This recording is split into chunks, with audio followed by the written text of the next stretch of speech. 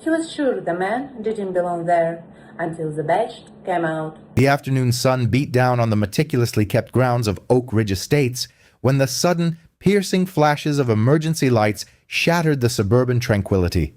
What should have been a serene, leisurely day, a man, a bucket of suds, and his cherished 1967 Ford Mustang Fastback was abruptly interrupted. Bias, however, holds no regard for rest days. A uniformed officer, convinced that a black man clad in casual wear was out of place in this affluent neighborhood, believed he was performing a routine inquiry. He was utterly oblivious to the fact that the individual he was about to unlawfully detain, badger, and intimidate was none other than the very commanding officer who held his professional future and his badge in his hands. Sergeant Marcus Hale cherished tranquil mornings. After dedicating decades to law enforcement and diligently ascending the ranks to sergeant in the city's most challenging precinct, his weekends were his refuge.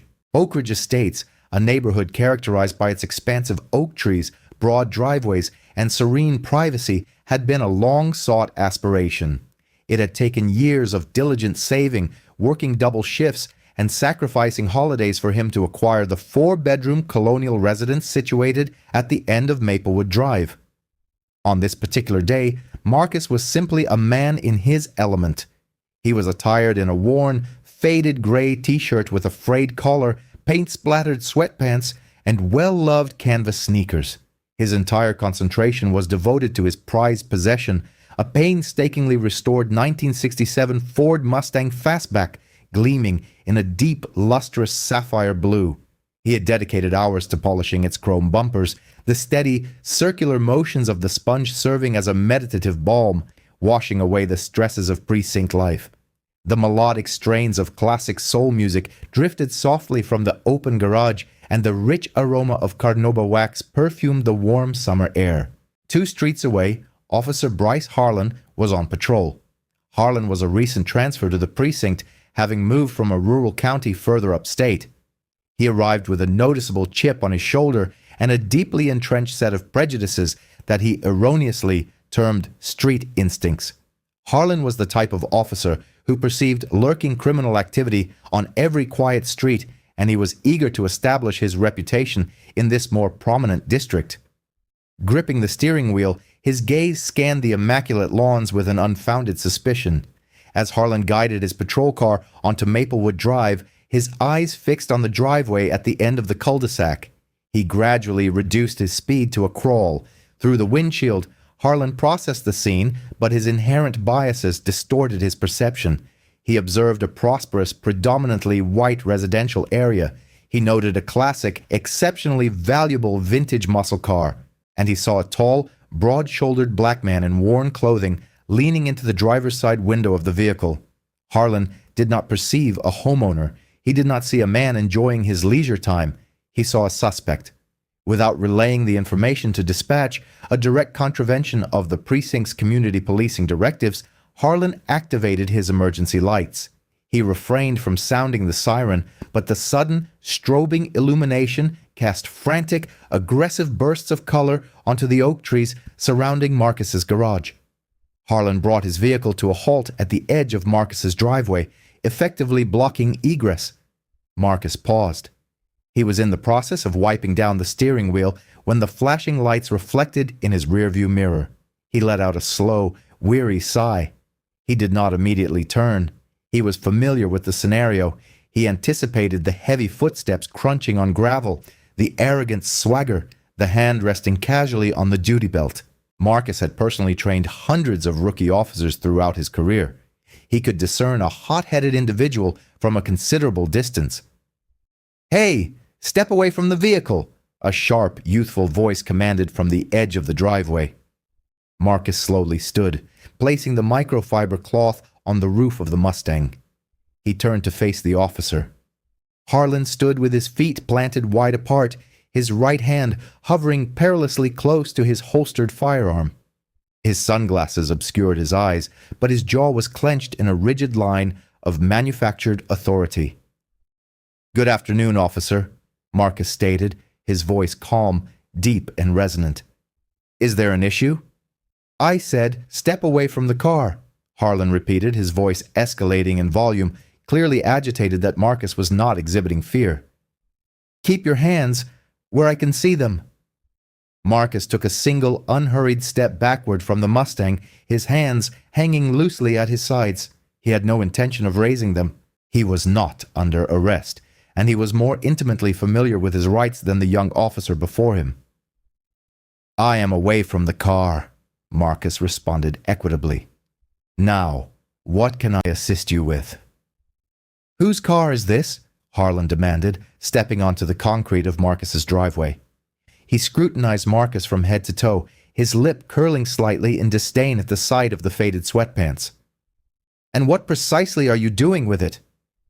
I am washing it, Marcus replied, gesturing towards the bucket of soapy water and the hose. I would have thought that was rather self-evident. Don't get clever with me, Harland snapped, closing the distance until only a few feet separated them. I asked you whose car this is. This is a very expensive vehicle for someone dressed in that manner. Marcus felt the familiar, acrid sting of racial profiling. It was a malady he had battled within his own department for decades. To experience it on his own property, at the hands of a uniformed officer, ignited a slow-burning fire in his chest. However, Marcus was a professional. He resolved at that moment not to surrender his badge, not yet. He wished to ascertain precisely how Officer Harland would conduct himself with a civilian. He wanted to gauge the depth of the corruption. It is my car, Marcus stated quietly. And this is my driveway. Harland emitted a short, derisive laugh. Your driveway? Here in Oak Ridge Estates? Look, pal, we deal with a significant number of break-ins in this area, individuals casing luxury vehicles. I'm going to need to see some identification. Am I suspected of a crime? Marcus inquired, his tone subtly shifting, adopting the nuanced interrogative edge of an experienced detective. I am investigating a suspicious individual, Harland retorted. Washing a car in broad daylight is suspect in this neighborhood, especially when you refuse to cooperate. Yes, it is, Harland stated, his voice dropping to a threatening register. Now provide me with your identification, or we will be having a considerably different conversation. The midday heat seemed to intensify the tension palpable in the driveway. A few houses down, Marcus noticed a slight twitch of the curtains in the living room window of Mrs. Evelyn Grant, the neighborhood's self-appointed sentinel. She was undoubtedly observing the unfolding spectacle, perhaps even the individual who had placed a meddling call to a non-emergency line, although Harland had not mentioned receiving any dispatch. Officer, Marcus began, maintaining direct eye contact. Under the Fourth Amendment, and in accordance with the state penal code, you cannot compel me to identify myself unless you possess reasonable, articulable suspicion that I have committed, am committing, or am about to commit a crime. Being black and wearing sweatpants next to a nice car does not meet that legal threshold. Harland was momentarily taken aback. Patrol officers rarely encountered civilians who casually cited Terry stop precedents and constitutional law during a driveway confrontation. However, instead of causing Harland to reconsider, it only served to enrage him. To Harland, a civilian who knew their rights was tantamount to resisting. "Oh, we have a legal expert here," Harland sneered, taking another aggressive step forward, encroaching upon Marcus's personal space. "Listen to me very carefully. You do not dictate the law to me. I am the law in this jurisdiction. I observed you casing this property and this vehicle. You are trespassing." Trespassing on my own property. Marcus's voice remained remarkably steady, an anchor amidst Harland's manufactured turmoil. "Officer, my name is recorded on the deed to this residence. The vehicle's registration is located in the glove compartment under my name. If you would prefer to wait here, I can go inside and retrieve my wallet." "You are not going anywhere," Harland shouted, his hand unfastening the retention strap on his holster. It was a subtle, chilling sound, the click of leather and plastic that signaled the potential for lethal force. "Turn around immediately and place your hands on the hood of the car." Marcus's gaze shifted to the officer's hand resting on the weapon. The situation had just escalated from a mere annoyance to a potentially fatal encounter. Marcus had a wife inside the house. He had grandchildren who visited on Sundays. He refused to become a posthumous internet sensation in his own driveway due to a rookie's unchecked ego. "Officer," Marcus said, his voice dropping an octave, imbued with the profound, unmistakable tone of authority. "Remove your hand from your weapon. You are escalating a situation without justification. I am informing you, as a homeowner and a citizen, that you need to step back and summon your supervisor." "I do not require my supervisor," Harland barked, his face flushed crimson with anger. He unclipped his radio microphone from his shoulder, his eyes remaining fixed on Marcus. "Dispatch, this is Unit 4 Bravo. I require an additional unit at Maplewood Drive. Suspect is uncooperative and disregarding lawful directives." Marcus listened to the transmission. He knew precisely who was working dispatch that day. It was Sarah. He also knew that Captain Derek Langford was the duty officer for the weekend shift. "I strongly advise you to cancel that request or, at the very least, ask for a patrol sergeant," Marcus stated, attempting to offer the young officer one last opportunity to de-escalate. "You are making a grave error." "The only error I made was attempting to be civil to a thief," Harland spat. He reached for his back belt and withdrew his steel handcuffs. They jingled loudly in the hushed suburban air. "I issued a lawful command. Turn around and place your hands behind your back. You are being detained for obstruction and suspected grand theft auto." "I am not resisting," Marcus declared clearly, ensuring his voice carried to Mrs. Evelyn Grant's open window down the street. "However, I am informing you that you are executing an unlawful apprehension." Harland lunged forward, seizing Marcus's left bicep with a rough, forceful jerk. He attempted to spin Marcus around, but Marcus was built like a fortress, hardened by decades of foot pursuits and defensive tactics training. Marcus did not retaliate, but he firmly planted his feet and tensed his muscles, becoming an immovable object. "Stop resisting!" Harland bellowed, panic flashing in his eyes as he realized he could not physically overpower the older man. "I said, stop resisting." "I am standing perfectly still," Marcus responded calmly, though a muscle in his jaw twitched. "Officer," Marcus stated, "you are gripping my arm. Release me." Harland yanked harder, withdrawing his baton with his free hand. The situation was rapidly spiraling beyond control. Harland was operating solely on adrenaline and ingrained prejudice, completely detached from the reality of the circumstances. "Get on the ground now," Harland screamed, raising the baton. The sight of the raised baton was the final catalyst. Marcus had witnessed sufficient. The civilian test had concluded. It was time to bring this to a halt before serious injury occurred. With a sudden explosive movement that completely caught Harland off guard, Marcus twisted his arm inward, executing a textbook joint lock reversal that instantly broke Harland's grip. Marcus did not strike the officer, but he stepped firmly into Harland's personal space, towering over him, radiating an aura of absolute, terrifying authority. "Put the baton away, Officer Harland," Marcus commanded. The use of his name caused Harland to freeze. He had not introduced himself.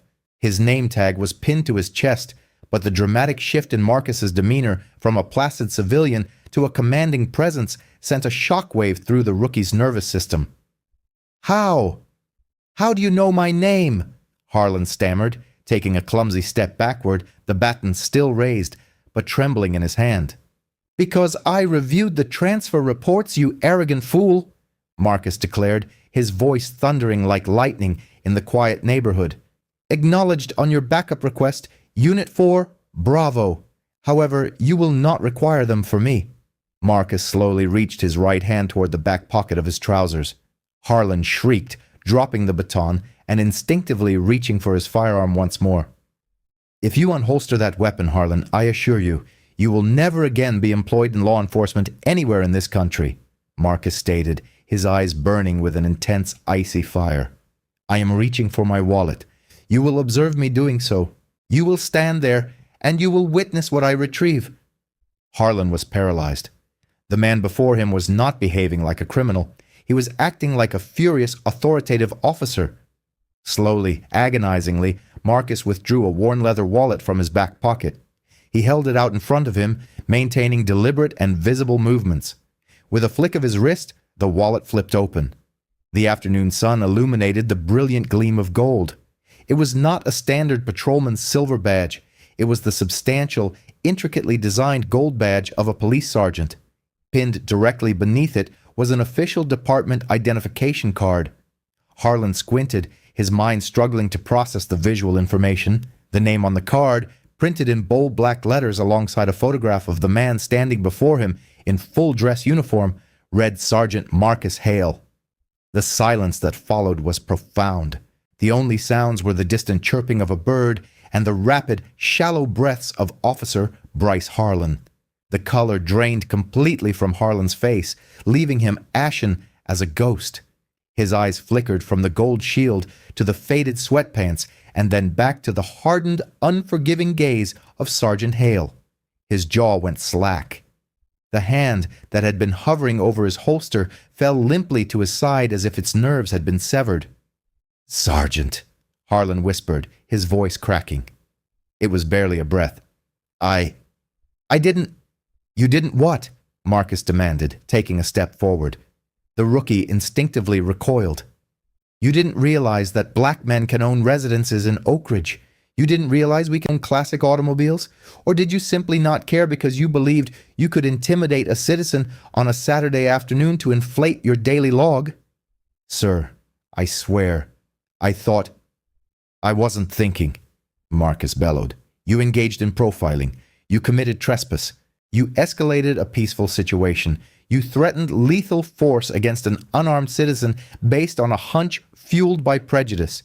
You violated every fundamental protocol of community policing that this precinct upholds." Down the street, the wail of approaching sirens began to pierce the quiet air. Harland's requested backup was arriving. "Sir, please," Harland implored, his voice trembling with genuine terror. The bravado had entirely evaporated, replaced by the sickening realization that his career was effectively over. "It was a misunderstanding. I am new to the area. I was merely attempting to be proactive." "Proactive?" Marcus scoffed, snapping his wallet shut and returning it to his pocket. "You were behaving like a thug with a badge. You are a disgrace to that uniform." Two patrol cars screeched around the corner, tires squealing as they pulled up behind Harland's cruiser. The doors flew open, and 3 officers emerged rapidly, their hands on their weapons, anticipating a violent confrontation. The leading officer, a seasoned veteran named Nolan Reed, advanced quickly. "Harland, what's the sit—" Nolan stopped abruptly. He observed Harland, who appeared on the verge of vomiting on the asphalt. Then Nolan's gaze fell upon the man in the pristine uniform. Nolan immediately lowered his hands from his belt and stood at attention. "Sergeant Hale? What in the devil is transpiring here?" "Stand down, Reed," Marcus stated, his voice returning to its customary, authoritative rumble. "The situation is under control." Marcus shifted his attention back to the trembling rookie. "Officer Harland, you are to relinquish your duty weapon, your badge, and your radio to Officer Reed immediately. You are officially suspended pending a comprehensive internal affairs investigation, and I will personally ensure that you face the absolute maximum disciplinary action permissible." Harland looked like a man standing at the gallows. He slowly unbuckled his duty belt, his hands shaking so violently that he could barely manage the clasp. "Karma is a harsh instructor, Harland," Marcus commented quietly as the rookie handed his gear over to a bewildered Reed. "You came searching for a victim today. Congratulations, you found me." The weekend passed in a tense, suffocating silence for Bryce Harland. Stripped of his badge, his firearm, and his authority, he was reduced to a civilian under investigation. Confined to his cramped apartment, he spent hours attempting to convince himself that the situation could be salvaged. In his own mind, he remained the proactive officer, striving to keep a prosperous neighborhood secure. He rationalized that the Union would support him, that Captain Derek Langford would comprehend the momentary confusion, and that a brief suspension represented the extent of his troubles. He was profoundly, catastrophically mistaken. The subsequent morning at the precinct was a masterclass in controlled pandemonium. However, today, an icy undercurrent coursed through the bullpen. News of the events on Maplewood Drive had disseminated with the speed of a 4-alarm fire. Police departments operate as insular ecosystems, and Sergeant Marcus Hale was more than just a supervisor. He was an institution. He had poured his lifeblood into this city, trained a significant portion of the patrol officers present, and commanded a level of respect that rookies like Harland could not begin to comprehend. As Marcus entered the precinct through the double-glass doors, the customary boisterous banter ceased. He was not in his week-end sweatpants. He was attired in his Class A dress uniform, the brass buttons polished to a mirror sheen, the gold sergeant's shield gleaming prominently on his chest. His expression was a mask of chiseled determination. Every officer he passed stopped and offered a crisp, silent nod. They were aware, and they had already aligned themselves. Down in the basement, within the starkly lit, windowless offices of Internal Affairs, Bryce Harland was sweating through his civilian suit. Seated across the metal table was Frank Caldwell, the precinct's senior union representative. Frank was a grizzled veteran who had defended officers through every conceivable offense, from minor insubordination to accidental weapon discharges.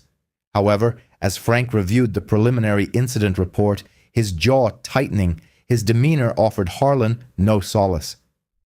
"Frank, you have to tell Langford that I was merely following my training," Harland pleaded, leaning forward, his hands clasped tightly together. "It's Oak Ridge Estates. We receive B&E reports there consistently. I observed an individual who did not conform to the neighborhood's profile interacting with a high-value vintage vehicle. I had reasonable suspicion." Frank slowly raised his head from the file, pulling his reading glasses down the bridge of his nose. He looked at Harland, not with solidarity, but with profound weariness and a hint of disdain. "You do not even comprehend what reasonable suspicion entails, Bryce," Frank stated, his voice gravelly and low. "You initiated a Terry stop without a scintilla of articulable fact. Being a black man in sweatpants next to a valuable car is not a criminal offense, and the individual you elected to unlawfully detain, assault, and threaten with lethal force happens to be the shift commander who literally authored the precinct's updated protocol on implicit bias and community engagement." "I did not know who he was," Harland practically shouted, desperation bleeding into his voice. "He did not have his badge displayed. If he had simply informed me that he was a police officer, none of this would have transpired." Frank slammed the file shut. The sound echoed like a gunshot in the small room. "That is precisely the issue, Harland," Frank growled, leaning across the table. "He should not be required to identify himself as a police officer to survive an encounter with you. He is a citizen, a homeowner. You treated him like a convicted felon the moment you laid eyes on him. You did not inquire. You commanded. You did not investigate. You escalated." At that moment, the heavy metal door clicked open. Detective Ryan Kessler entered, carrying a laptop and a manila folder. Kessler, notoriously dubbed the Grim Reaper of the precinct, was renowned for his unwavering meticulousness and a chilling lack of compassion for officers who strayed from the path of integrity. "Gentlemen," Kessler stated with an uncharacteristic flatness, placing the laptop on the table and angling the screen towards Harland and Caldwell. "Before you commit to any official declarations under your Garrity rights, I believe a thorough examination of the evidence is in order." He'd paused, his gaze fixed on Harland.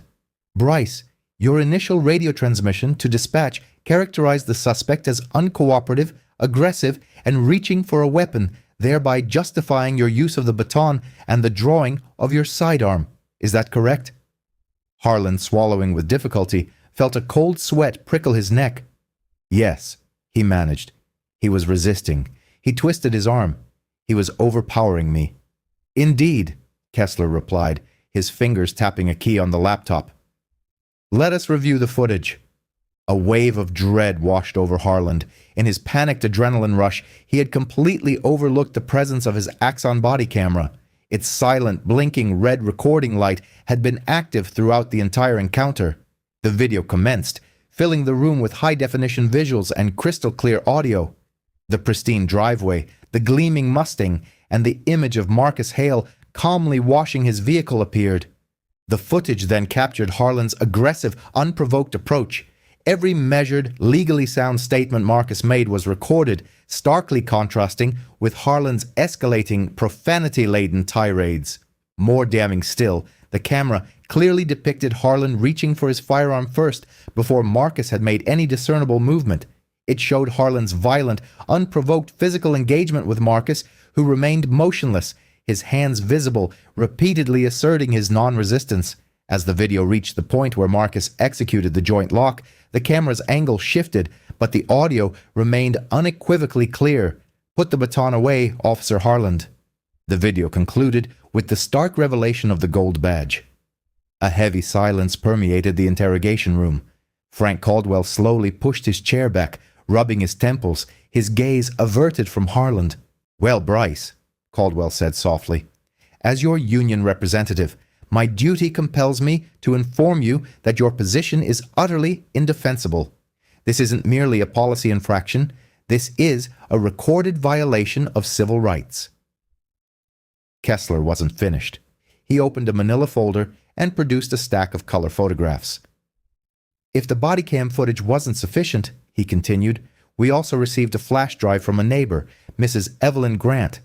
Her property is equipped with a 4K security camera system that happens to offer an unobstructed view of Sergeant Hale's driveway. Her footage clearly shows you stationary in your patrol car for 2 full minutes, observing the sergeant before activating your lights. You were profiling him. Period." Harland buried his face in his hands, the walls of the room seeming to press in. The swaggering street smarts he had boasted about upstate were being systematically dismantled and exposed for what they truly were: unvarnished, naked prejudice. "Detective," Harland mumbled from behind his fingers, "what happens now?" Kessler's expression remained entirely impassive. "What happens now is that Captain Langford will be forwarding this entire file to the Chief of Police and the District Attorney's Office. You are not just facing termination, Harland. You are facing the loss of your freedom."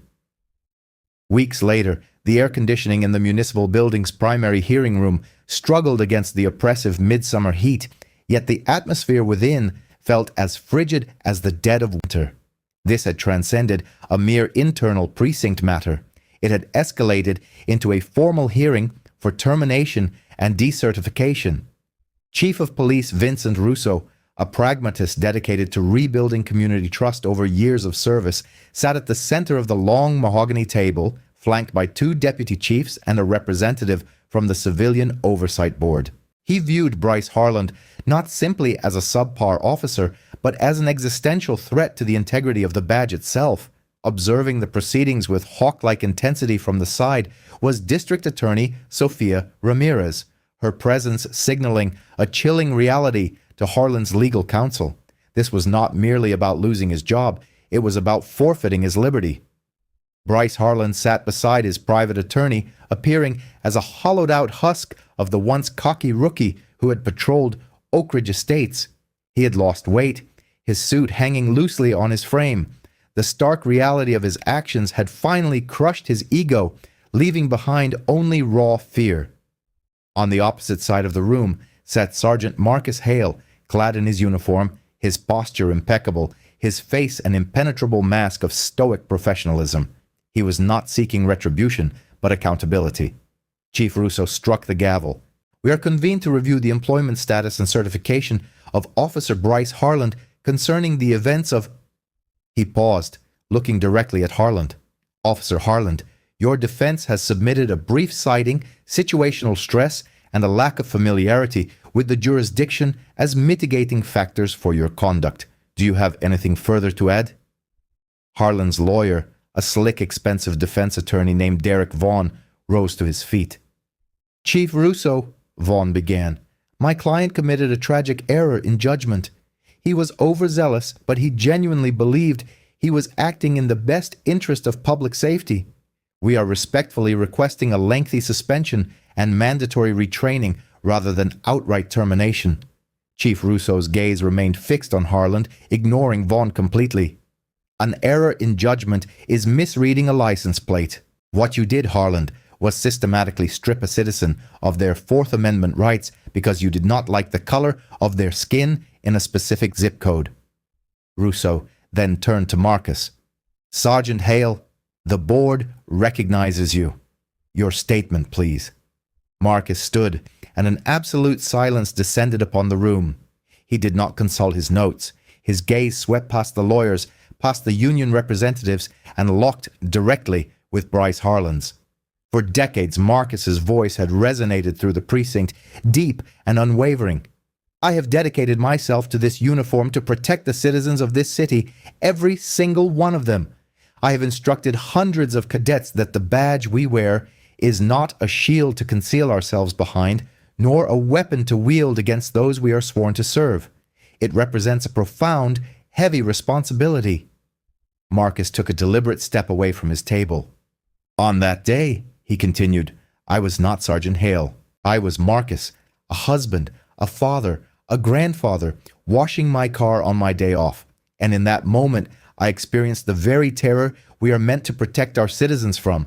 I looked into the eyes of a police officer and saw an absolute willingness to inflict violence upon me, not for what I was doing, but for who I am.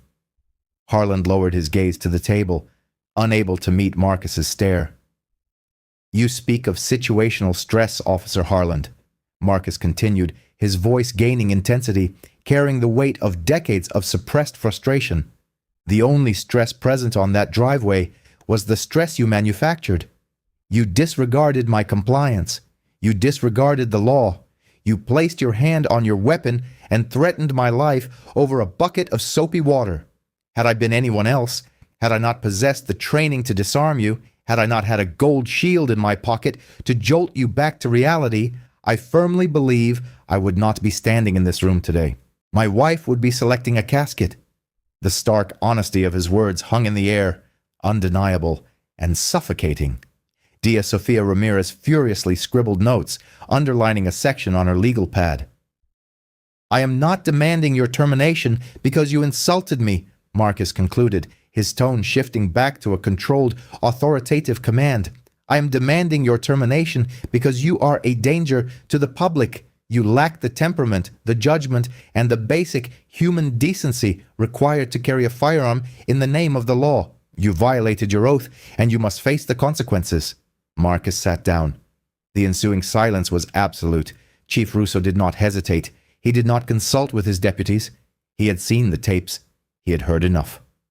Bryce Harland, Chief Russo declared, his voice resonating with finality, effective immediately, your employment with this department is terminated. Furthermore, I am submitting a formal request to the State Peace Officer Standards and Training Commission to have your law enforcement certification permanently revoked. You will never wear a badge in this state or any state ever again. Harland drew a short, ragged breath, as if struck in the stomach. But Karma's brutal work was not yet complete. Dia Sofia Ramirez rose. She smoothed her skirt, picked up her briefcase, and walked to the center of the room. She regarded Harland with the clinical detachment of a prosecutor who held an irrefutable case. Mr. Harland, Ramirez stated, her voice sharp and clear, while the department has concluded its administrative actions, the district attorney's office has finalized its criminal review. As of this morning, a grand jury has indicted you. Harland's head snapped up, his eyes wide with unadulterated terror. Indicted for what? 2 counts of aggravated assault under color of authority, Ramirez stated, listing the charges with devastating precision. 1 count of false imprisonment and 1 count of felony civil rights deprivation under state statutes. The body camera footage provides incontrovertible proof of your intent to unlawfully detain and physically harm an unresisting citizen. 2 uniformed officers, colleagues who had once shared the locker room with Harland, entered the room through the rear doors, carrying a pair of steel handcuffs. Bryce Harland, Dia Ramirez said coldly, stepping aside to allow the officers to approach. You are under arrest. You have the right to remain silent. The Miranda warning echoed through the hearing room as the cold steel clicked shut around Harland's wrists. The absolute power he had sought to wield unlawfully in the driveway had rebounded with devastating, inescapable force. As he was escorted from the room, a disgraced broken man facing years in state prison, He cast one final glance back. Sergeant Marcus Hale did not avert his gaze. He watched the doors swing shut behind the former officer, his expression unreadable, knowing that while one corrupt officer had been removed from the streets, the battle to safeguard the community was far from over. Months later, the municipal courthouse downtown stood as a fortress of concrete, glass, and media satellite trucks. The case of the state versus Bryce Harland had transcended local news, becoming a national flashpoint for discussions surrounding police brutality, implicit bias, and the boundaries of qualified immunity. The courtroom itself was a pressure cooker, packed to the fire marshal's absolute capacity with reporters, off-duty officers, civil rights advocates, and curious citizens. At the defense table, Bryce Harland bore no resemblance to the cocky, broad-shouldered rookie who had patrolled Oak Ridge Estates. He had aged visibly, his skin was pallid, his hair thinning, and his posture permanently hunched under the crushing weight of multiple felony charges. Beside him sat his high-priced defense attorney, Derek Vaughn, a man whose tailored Italian suits and slicked-back hair practically screamed moral flexibility. Vaughn's entire strategy rested on a dangerous, desperate gamble, putting the victim on trial. District Attorney Sofia Ramirez opened the state's case with surgical precision, eschewing emotional appeals in favor of building an ironclad fortress of undeniable facts. She presented the security footage from Mrs. Evelyn Grant's 4K camera, establishing the prolonged, unprovoked surveillance. She then played the agonizingly clear Axon body camera footage, freezing the frame at the precise millisecond Harland had grasped his holster while Marcus Hale stood perfectly still. But the true battle commenced on the third day of the trial when Sergeant Marcus Hale was called to the witness stand. Marcus wore his dress uniform, the gold shield gleaming under the harsh fluorescent lights of the courtroom. He swore the oath with a steady, booming voice that commanded absolute silence from the gallery. Under Ramirez's direct examination, Marcus recounted the events on Maplewood Drive with the cool, objective detachment of a seasoned investigator. He did not embellish. The raw facts were damning enough. Then Derek Vaughn rose for cross-examination. Vaughn approached the podium like a predator circling its prey, his eyes locked on the sergeant. "Sergeant Hale," Vaughn began, his voice dripping with condescension, "you are a decorated officer. You possess extensive training in hand-to-hand combat, de-escalation, and suspect compliance, correct?" "That is correct," Marcus replied evenly. "In fact, you are a certified instructor in defensive tactics for the entire district. You are, by all accounts, a lethal physical force if you choose to be. Is that accurate?" "I am trained to neutralize threats to public safety," Marcus answered, refusing to take the bait. "So, when a rookie officer, fresh to the district, approaches a large, physically imposing man who was refusing to identify himself, isn't it reasonable that the officer might feel intimidated, might feel that his life was in danger when you suddenly and violently grabbed his arm?" "Objection," Ramirez snapped, rising to her feet. "Mischaracterizes the evidence. The video clearly shows the defendant grabbing the sergeant first." "Sustained," Judge Samuel Brandon grumbled, adjusting his glasses. "Watch your step, Mr. Vaughn." Vaughn smirked, undeterred. "Sergeant, you intentionally concealed your identity, didn't you? You wanted to test my client. You created a hostile environment to entrap him, to ruin his career because you did not like his tone." "I was washing my car on my own property on my day off," Marcus stated, his voice dropping to a low, dangerous rumble that sent a chill through the jury box. "I am not required by law, nor by any moral obligation, to present my credentials to an officer who is violating the Constitution. I did not escalate. I survived." Vaughn spent hours attempting to crack Marcus's composure, striving to portray him as an angry, insubordinate rogue cop who bullied a frightened rookie. By the time Vaughn sat down, he looked exhausted. Marcus, conversely, appeared as though he could remain on the stand for another week. Realizing the trial was slipping away, Vaughn made the ultimate desperate play. He called Bryce Harland to the stand. Harland took the oath with a trembling hand. Under Vaughn's gentle questioning, Harland wept. He spoke of his fear that day, claiming Oak Ridge Estates was unfamiliar territory, that he was overwhelmed, and that when Marcus locked his arm, he genuinely believed the larger man was going to kill him. "He whispered something to me," Harland lied through his tears, looking pleadingly at the jury. "Right before the body camera picked up the audio, he leaned in and told me he was going to take my gun. I panicked. I was terrified. I just wanted to go home to my family." A murmur rippled through the courtroom. It was a massive, unexpected twist.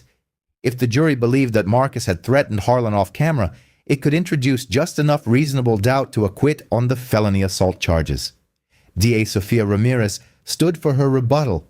She did not appear angry. She looked completely and utterly serene. "Mr. Harland," Ramirez stated, walking slowly toward the center of the room, "you claim you were terrified. You claim you were just a scared rookie trying to do his job. You claim you had no bias whatsoever when you pulled up to—" "Yes, ma'am," Harland sniffled. "The state calls a rebuttal witness, Your Honor," Ramirez announced, pivoting toward the heavy wooden doors at the back of the courtroom. "The state calls Officer Benjamin Foster to the stand." Harland's face drained of whatever little color it had left. Officer Benjamin Foster was the quiet, observant rookie who had been partnered with Officer Reed on the day of the incident. He was the one who had driven the second backup cruiser. Foster took the stand, looking deeply uncomfortable but resolute. He avoided looking at Harland. "Officer Foster," Ramirez began, 3 days before the incident on Maplewood Drive, you were in the precinct locker room with the defendant, correct?" "Yes, ma'am." "Could you describe the nature of your conversation?" Foster took a deep breath. "Officer Harland was complaining about his transfer. He said he was bored. He said he wanted to make a name for himself so he could get bumped up to a specialized unit." "Did he mention Oak Ridge Estates?" "He did." Foster swallowed hard. "He said it was too quiet. He said rich neighborhoods get complacent. He specifically stated he was going to start shaking the trees over there to see what fell out." "Did he say anything else, Officer Foster?" Ramirez pressed. The courtroom was so quiet, you could hear a pin drop. Foster finally looked at Harland. A look of profound disgust crossed his youthful face. "He said he knew exactly the kind of people to look for. He used a racial slur. He said those people did not belong in houses like that, and all he needed was one excuse to hook one up and make a headline for himself." Chaos erupted in the gallery. Judge Brandon slammed his gavel repeatedly, shouting for order. Vaughn jumped to his feet, screaming objections about hearsay. "It is not hearsay, Your Honor." Ramirez projected her voice over the din, holding up a small silver digital audio recorder. "Because Officer Foster, disturbed by the defendant's blatant bigotry, had the presence of mind to press record on his personal device. We have the audio authenticated by the State Crime Lab, ready for the jury." The twist was fatal. The trap Harland had set for an innocent man had completely closed around his own neck. He slumped forward in the witness chair, burying his face in his hands, completely and utterly destroyed. The hard karma he had invited into the world had finally arrived, and it was merciless. The jury deliberation was not a drawn-out, agonizing affair. In a case steeped in complex constitutional law and layered with emotional testimony, the 12 men and women of the jury required less than 4 hours to reach a consensus. When the bailiff announced that a verdict had been reached, the tension in the courtroom was thick enough to choke on. Bryce Harland stood beside Derek Vaughn. Harland's legs were shaking so violently that he had to lean his entire body weight against the heavy oak table to remain upright. He stared blankly at the polished wood grain, unable to look at the jury, the judge, or the gallery. He looked like a man standing on the edge of a great dark abyss, waiting for the wind to push him over. Across the aisle, Marcus Hale sat with the quiet dignity of a mountain. He did not seek vindication in the jury's words. He knew his own truth, but he knew the city needed to hear it. He knew the department needed this cleansing fire. On the count of aggravated assault under color of authority, the jury forewoman read, her voice ringing clear and steady through the silent room. We find the defendant, Bryce Harland, guilty. A collective gasp echoed from the back rows. Harland closed his eyes, a single tear leaking out and tracking down his pale cheek. "On the count of false imprisonment," she continued, "and on the count of felony civil rights deprivation, guilty." Judge Samuel Brandon did not dismiss the court immediately. He ordered the jury to step out, and then he turned his piercing gaze down upon the defense table. The sentencing phase would officially happen later, but the judge was not going to let this moment pass in silence. "Mr. Harland," Judge Brandon's voice was devoid of any warmth or judicial neutrality. It was the voice of pure, unadulterated judgment. "In my years on this bench, I've presided over cases involving hardened criminals, gang leaders, and violent offenders. But the crimes committed by those individuals, horrific as they may be, rarely strike at the very foundation of our society the way your actions have." Bryce Harland's gaze was locked onto the judge, a mask of utter disbelief etched across his features. "You were entrusted with a badge, a weapon, and the faith of the people of this state," declared Judge Brandon, leaning forward intently. "Instead, you twisted that sacred trust into a tool for your own ignorant, hateful biases. You pursued a fellow citizen right in his own driveway. You wielded the law like a blade to terrorize, not a shield to safeguard. You are a stain upon the uniform, an affront to this city, and a menace to the very notion of fairness and equal standing under the law." Weeks later, Judge Brandon's pronouncement of severe consequences was put into action. He condemned Bryce Harland to decades within the state's highest security prison.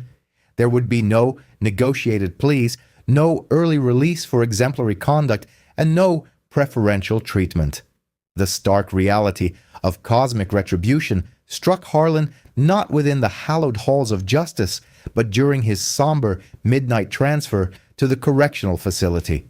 Shedding his finely tailored attire, Harland was forced into a stark orange coarse cotton uniform.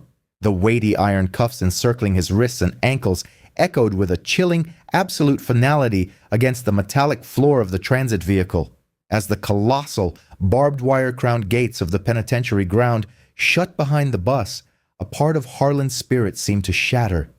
He was processed like livestock, his fingerprints taken, his body exposed, and then herded down a long, resonant passage of concrete and steel.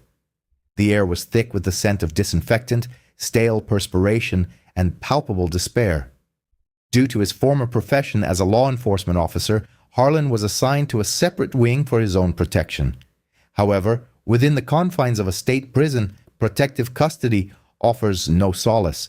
It is a prelude to the grave. He was confined to a cramped cell for the majority of each day. There was no glimpse of natural light, no cherished vintage automobiles, no meticulously kept gardens, and absolutely no personal autonomy. In the suffocating quietude of his solitary confinement, seated on a thin, lumpy mattress atop a steel cot, Bryce Harland was finally compelled to confront the depths of his own degradation. Every time he surrendered to sleep, the blinding glare of the sergeant's gleaming gold shield would flash before his eyes. He saw the unwavering, righteous fury mirrored in Marcus Hale's gaze. Harland had deluded himself into believing he embodied the law. Now he was entirely subject to its dictates, reduced to a mere numerical designation emblazoned on the back of an orange shirt. He would endure the ensuing years haunted by the echoes of his own overweening pride. Meanwhile, life on Maplewood Drive gradually resumed its peaceful suburban cadence, though an unspoken, profound transformation had taken root. It was a splendid morning in the late summer season. The oppressive heat had relented, yielding to a refreshing, invigorating breeze that stirred the foliage of the ancient oak trees. Marcus Hale stood in his driveway, clad in a pristine white t-shirt and his familiar paint-splattered sweatpants. His 1967 Ford Mustang Fastback rested on the asphalt, shimmering like a polished sapphire beneath the morning sun. Marcus held a garden hose in one hand and a soapy sponge in the other, but he wasn't actively cleaning. He was simply gazing at the automobile, allowing the gentle rhythm of the neighborhood to envelop him. The ordeal of the trial had left its mark. The department had extended an offer of promotion to lieutenant, a sedentary position with increased compensation and diminished field-related pressures, but Marcus had declined. Instead, he had submitted his retirement papers. 30 years of service was sufficient. He had fought his battles, mentored his successors, and ultimately eradicated a deep-seated corruption from within his own ranks. However, Marcus was not finished with his commitment to public service. He had promptly accepted a position on the city's newly established Independent Civilian Oversight Committee. He intended to dedicate his retirement to ensuring that the police department's recruitment strategies, training curricula, and systems of accountability were fundamentally overhauled. He was determined to prevent any other citizen from enduring what he had faced in his own driveway. As he began to polish the chrome bumper, he heard the distinct crunch of footsteps on the gravel. Marcus instinctively tightened his grip on the sponge, a residual phantom of the terror from that fateful afternoon. He turned slowly. It was not a police cruiser. It was Mrs. Evelyn Grant, the neighborhood's well-known purveyor of local gossip. She approached along the edge of his driveway, carrying a tray laden with a pitcher of chilled lemonade and 2 glasses. She appeared somewhat uncertain, her typically sharp features softened by a genuine, profound sense of embarrassment. "Good morning, Marcus," Mrs. Grant said, halting a few feet away. Her voice was uncharacteristically subdued. "Morning, Evelyn," Marcus replied, setting the sponge down. I made some lemonade," she faltered, her gaze drifting from the immaculate Mustang to the ground at her feet. "It's a warm day. I thought you might appreciate a glass." Marcus surveyed the tray, then his neighbor. He was aware that she had been the one observing from her window. He knew she was the source of the initial security footage that had been instrumental in exposing Harland, but he also understood that she was a product of the prevailing culture that emboldened individuals like Harland to patrol these streets as if they were an occupying force. "I'd appreciate that, Evelyn. Thank you," Marcus said, his tone warm and forgiving. Mrs. Grant poured a glass and extended it to him. Her hand trembled slightly. "Marcus, I just wanted to express my deepest apologies for what transpired here, for everything you were compelled to endure. It was absolutely horrifying to witness, and I feel utterly sick knowing it occurred right here on our street."